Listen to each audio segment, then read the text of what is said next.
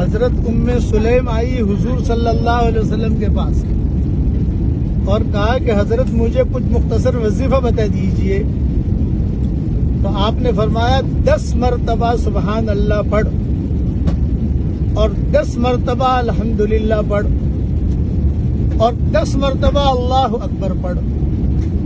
اس کے بعد جو دعا تو مانگے گی اللہ تعالیٰ خود جواب دے گا، میں نے دیا میں نے دیا میں نے دیا۔ یہ مضمون مسند احمد میں ہے، اس لیے اللہ تعالیٰ سے دعا مانگتے رہنا چاہیے۔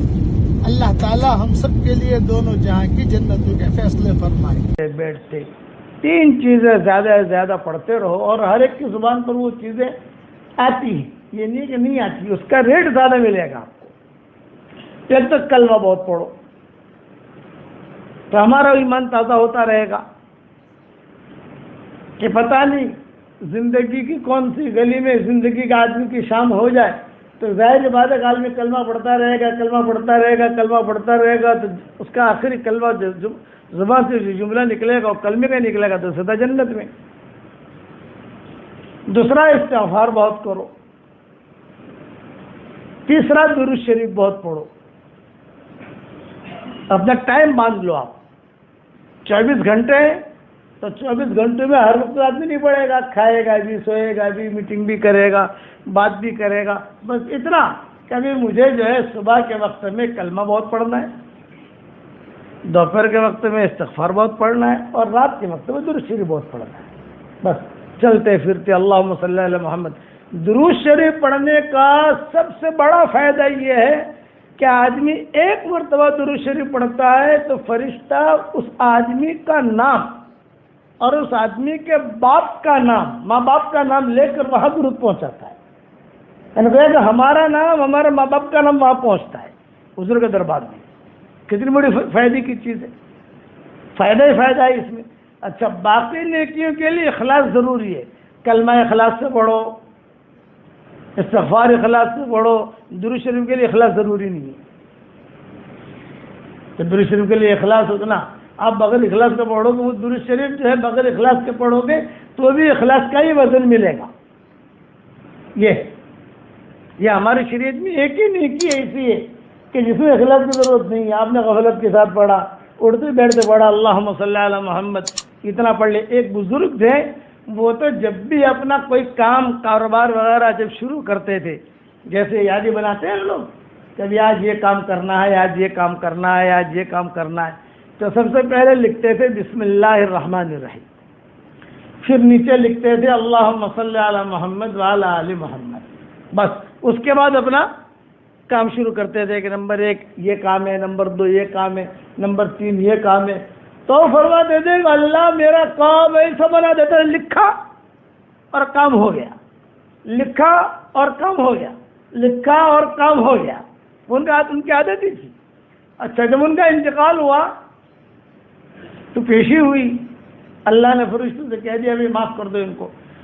تو یہ آہستہ آہستہ ہی پوچھنے لگے کہ میں تو گنہگار ہوں، میں نے بڑا کام کیا نہیں ہے، یہ معافی کائے پر ملی؟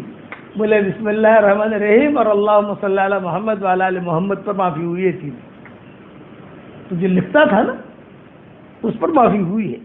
ان کی عادت تھی، اب ان کا جو چوپڑا ہوتا تھا نا حساب کتاب کا، آج کل تو کمپیوٹر آ گئے، آج کل تو سارا جو ہے لیپ ٹاپ پر سارا حساب آ گیا، اس پر آ گیا، لیکن اب ہمارا ابھی امریکہ، کینیڈا، وینکوور وغیرہ کا سفر ہوا، ٹورنٹو وغیرہ کا، لاس اینجلس کا 1-1.5 مہینہ پہلے، اب تو وہاں بھی لوگوں نے کام شروع کر دیا ہے کہ ہم نے جو حساب کریں گے تو پہلے لکھیں گے بسم اللہ الرحمن الرحیم، پھر لکھیں گے درود شریف اور پھر اپنا جو ہے دھندا شروع کریں گے۔ بولے مولانا بہت برکت ہوتی ہے، جب لکھنے میں یہ ہے تو پڑھنے میں کتنی برکت ہوگی یہ بتاؤ۔ اس لیے آپ اپنے گھر کا یہ معمول بنا دو، یہ میری طرف سے آپ کو ہدیہ ہے، آپ اس کا معمول بناؤ۔ تو اس معمول 3 چیزوں کی کثرت کرو۔ تو یہ 3 بڑی بہنیں ہیں، طلباء نے لکھا ہے یہ 3 بڑی بہنیں ہیں۔ یہ بڑی بہن جب آتی ہے تو چھوٹی چھوٹی بہنیں سما جاتی ہے، یہ چھوٹے نیکیوں کو پھر پکڑ کے خود لے گی، پھر یہ 3 بہنیں نماز کی بھی توفیق دلوائے گی، اسی 3 کی وجہ سے روزہ رکھنے کی توفیق ملے گی، اسی دین کی وجہ سے قرآن پڑھنے کی توفیق ملے گی، اسی دین کی وجہ سے عمرہ کرنے کی توفیق ملے گی، اسی دین کی وجہ سے حج میں جانے کی توفیق ملے گی۔ لیکن یہ 3 کام آدمی زیادہ کرے۔ علماء نے لکھا ہے جو آدمی کلمہ پڑھتا رہے گا اور استغفار کرتا رہے گا اور درود شریف پڑھتا رہے گا، وہ آدمی کو پتہ نہیں چلے گا کہ اس کے کھاتے میں کیا آ رہا ہے۔ جیسے جو بہت مالدار لوگ ہوتے ہیں، ملینئر کہو یا ٹریلینئر کہو، تو ان کو پتہ نہیں ہوتا کہ میرے کھاتے میں پیٹرول کے کتنے پیسے آ رہے ہیں۔ وہ فون کی گھنٹیاں ہی بجتی ہوگی تو گھنٹیاں ہی بجلی بند ہو جائے گی، اتنے پیسے آتے ہیں، ان کو پتہ نہیں ہوتا۔ ویسے یہ جو 3 کام کرے گا اس کو اتنی نیکیاں ملے گی، مرنے کے بعد پتہ چلے گا۔ اچھا، کلمہ میں لا الہ الا اللہ محمد رسول اللہ پورا پڑھو، 1 مرتبہ تو دھیان سے ہی پڑھ لو، 2 مرتبہ تو دھیان سے پڑھو تاکہ دھیان آدمی کا رہے۔ یہ میرے کہنے کا مطلب ہے۔ غفلت میں یہ چیز لو۔ استغفار میں اٹھتے بیٹھتے صرف ایک جملہ پڑھو، استغفر اللہ، لیکن استغفر اللہ پڑھنے میں آدمی کو مزہ نہیں آتا ہے کیونکہ عربی سمجھتا نہیں ہے۔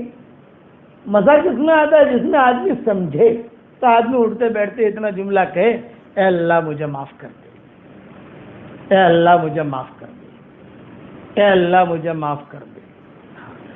قرآن میں ہے کہ کوئی آدمی استغفار کی کثرت کرے گا تو ہم اس کو خوشحالی والی زندگی دیں گے، یہ وعدہ ہے۔